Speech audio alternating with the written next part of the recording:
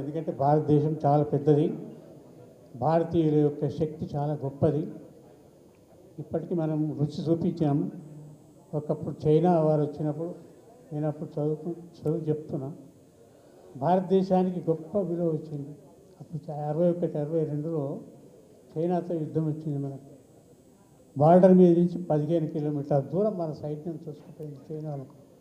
అంత పెద్ద శక్తి అనుకుంది. కాబట్టి ఈ సంవత్సరం నిజంగా పరాభవం అనే పేరు మాత్రమే ఉంది, కానీ అది చాలా గొప్ప అవకాశాలని, రాజకీయమైనటువంటి చైతన్యాన్ని మనకు కలిగిస్తుందని ఈ సర్వే జనాః సుఖినో భవంతు, లోకాః సమస్తాః సుఖినో భవంతు తక్కిన కొన్ని వివరాలు మా చిరంజీవి ఫణీంద్రుడు చెప్పి ముగిస్తాం.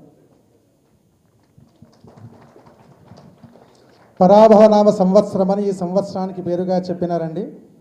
పరా అంటే ఆదిశక్తి అని అర్థము. పరాదేవత అంటాం.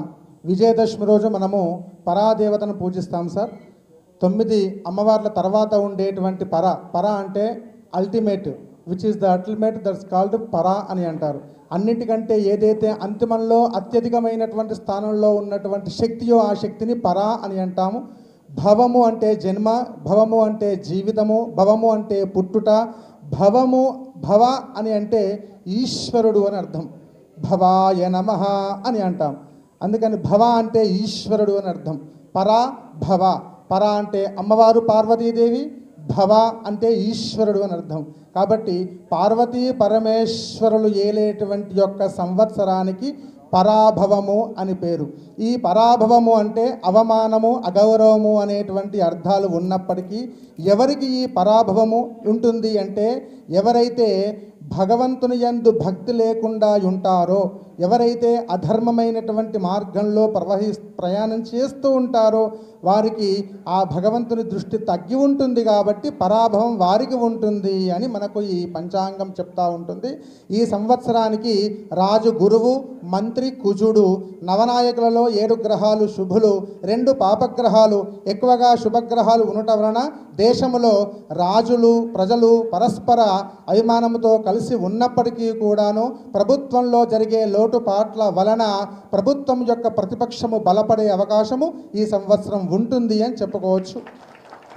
ఈ సంవత్సరము విద్యా విధానంలో అనగా గురువు నాయకుడు అంటే రాజు గురువుగా ఉన్నాడు కాబట్టి విద్యా విధానంలో పెను మార్పులు వచ్చి విద్యార్థులకు నష్టము కలిగించే అవకాశం ఉంది. ఎందుకు అంటే విద్యార్థులు చెడు మార్గంలో ప్రయాణించే అవకాశం యువతకు ఉన్నట్టుగా ఈ సంవత్సరం మనము తెలుసుకోవచ్చు.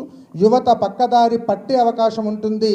మాధ్యమిక ప్రసారాల వల్ల కావచ్చు, ఇత్యాది ప్రసార మాధ్యమికమైనటువంటి వ్యవస్థ ద్వారా విద్యార్థులు విద్యను అభ్యసించే స్థితి ప్రభుత్వము తీసుకురాకపోవడం వల్ల విద్యార్థులు నష్టపోయేటువంటి అవకాశం మనకు ఈ సంవత్సరం ఉంటుంది అని చెప్పవచ్చు. కాబట్టి విద్యార్థులు కొంత మెలుగువగా ఉండి విద్యను అభ్యసించి సద్విద్యార్థులుగా మారి ఉన్నత పదవులను, ఉన్నత ఉద్యోగాలను పొందడానికి దైవభక్తిని కూడుకొని ఉండాలి అని మనకు సూచనగా చెప్తా ఉన్నారు.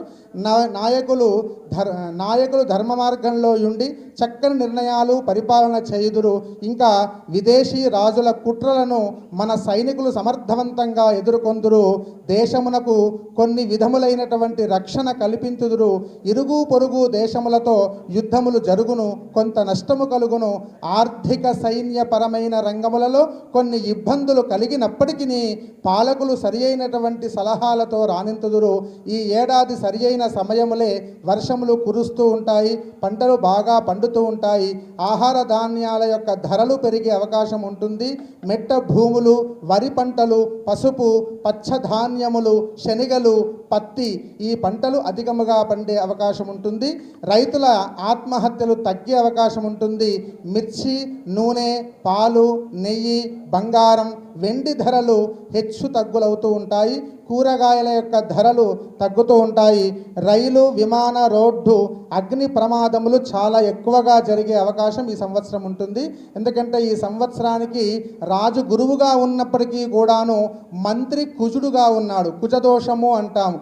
కాబట్టి కుజుడు అగ్నితత్వముతో ఉంటాడు. కాబట్టి ఆ అగ్నితత్వంలో ఉండేటువంటి కుజుడు అగ్ని భయాన్ని చోర భయాన్ని ఎక్కువగా కల్పిస్తారు. కాబట్టి ఈ సంవత్సరంలో అగ్ని ప్రమాదాలు, వాహన ప్రమాదాలు మరియు చోరుల యొక్క ప్రమాదాలు ఎక్కువగా జరిగే అవకాశం ఉంటుంది అని మనకు పంచాంగంలో మంత్రి కుజుడుగా ఉండడం వలన తెలుస్తూ ఉన్నది. ఇకపోతే లగ్నంలో శుక్రుడు ఉచ్చస్థానంలో ఉన్నప్పటికీ అస్తంగతుడైనటువంటి యొక్క విధానంలో విచ్చలవిడిగా స్త్రీలు పురుషులు పరస్పరంగా వ్యవహరిస్తూ సమాజాన్ని పక్కతోవన పట్టించేటువంటి అవకాశం ఉంటుంది అని చెప్పవచ్చు. భారతదేశ కీర్తి ప్రతిష్టలు పెరుగును. సినిమా రంగంలో ఇంటి వ్యవస్థ నలు మార్పులు జరుగును. సినీ రాజకీయ ప్రముఖులు కొందరు కనుమరుగయ్యే అవకాశం ఉంటుంది. తుఫానులు, భూకంపాలు కొన్ని ప్రాంతంలో వచ్చును. ప్రజలు మానసికంగా కృంగిపోవుదురు.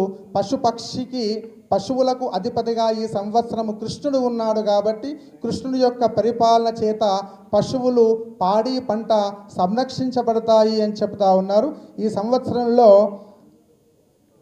నవనాయకులు ఏ విధంగా ఉన్నారు అంటే, మనకి కాలమును ఎంత దేవతలు పరిపాలించినప్పటికీ కూడా నవనాయకులు అని అంటారు. 9 మంది గ్రహాలు ఏవైతే ఉన్నాయో ఆ 9 గ్రహాలు నాయకులుగా వ్యవహరిస్తూ ఉంటారు.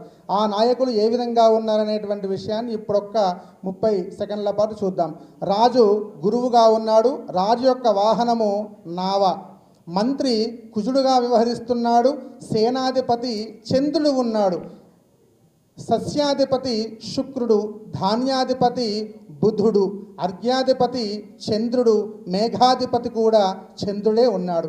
రసాధిపతి అంటే చెరుకు ఇట్లాంటి రసములతో కూడుకున్న పంటలకి సూర్యుడు అధిపతి, నీరసాధిపతి శుక్రుడు, పశుపాలకుడు శ్రీకృష్ణుడు, పశుపాలక స్థాన సంరక్షకుడు కూడా శ్రీకృష్ణుడుగానే ఉన్నాడు. ఈ సంవత్సరము 4 తూముల వర్షమైతే 2 తూముల గాలి ఉన్నది. 11 వీసముల పంట ఉన్నది. అంటే జలాశయాలు సమృద్ధిగా ఉండి పంటలు బాగా పండి రైతులకు సంతోషము కలిగించేటువంటి యొక్క విషయము ప్రతిపక్షం వారి ద్వారా ప్రభుత్వానికి హెచ్చరించి అట్టి స్థితిగతులు కలిగించే అవకాశం ఈ సంవత్సరంలో ఉంది అని మనము గొప్పగా చెప్పుకునే అవకాశం ఉన్నది. ఇంతేకాకుండా ఈ సంవత్సరంలో మేషాది మీన రాశుల వారికి ఏ విధముగా ఉన్నది, వారి ఆదాయము ఎంత, వారి వ్యయము ఎంత, వారిని ఎంతమంది మెచ్చుకుంటారు, ఎంతమంది తిడతారు అనేటువంటి యొక్క విషయాన్ని మనం ఇప్పుడు ప్రస్తావన చేసుకుందాము. ఆదాయ వ్యయములు. మేషరాశి వారికి 1 ఆదాయం అయితే 5 వాళ్ళ ఖర్చు ఉన్నదండి. వృషభ రాశి వారికి 5 వాళ్ళ ఆదాయము 14 వాళ్ళ ఖర్చు. మిథున రాశి వారికి 8 వాళ్ళ ఆదాయము 11 వాళ్ళ ఖర్చు ఉన్నది. మరియు కర్కాటక రాశి వారికి 2 వాళ్ళ ఆదాయం ఉంటే 11 వాళ్ళ ఖర్చు ఉన్నది. సింహరాశి వారికి 5 వాళ్ళ ఆదాయము 5 వాళ్ళ ఖర్చు. కన్యారాశి వారికి 8 వాళ్ళ ఆదాయము 11 వాళ్ళ ఖర్చు ఉంటుంది. తులారాశి వారికి 5 వాళ్ళ ఆదాయము 14 వాళ్ళ ఖర్చు ఉంటుంది. వృశ్చిక రాశి వారికి 11 రూపాయలు ఆదాయముగా ఉంటే 5 రూపాయలు ఖర్చు ఉంటుంది వృశ్చిక రాశి వారికి. ధనస్సు రాశి వారు 14 రూపాయలు సంపాదిస్తే 11 రూపాయలు ఖర్చు పెడతారు ధనస్సు రాశి వాళ్ళు. మరియు మకర రాశి వారికి 2 రూపాయల ఆదాయము 8 రూపాయల ఖర్చు ఉంది. కుంభరాశి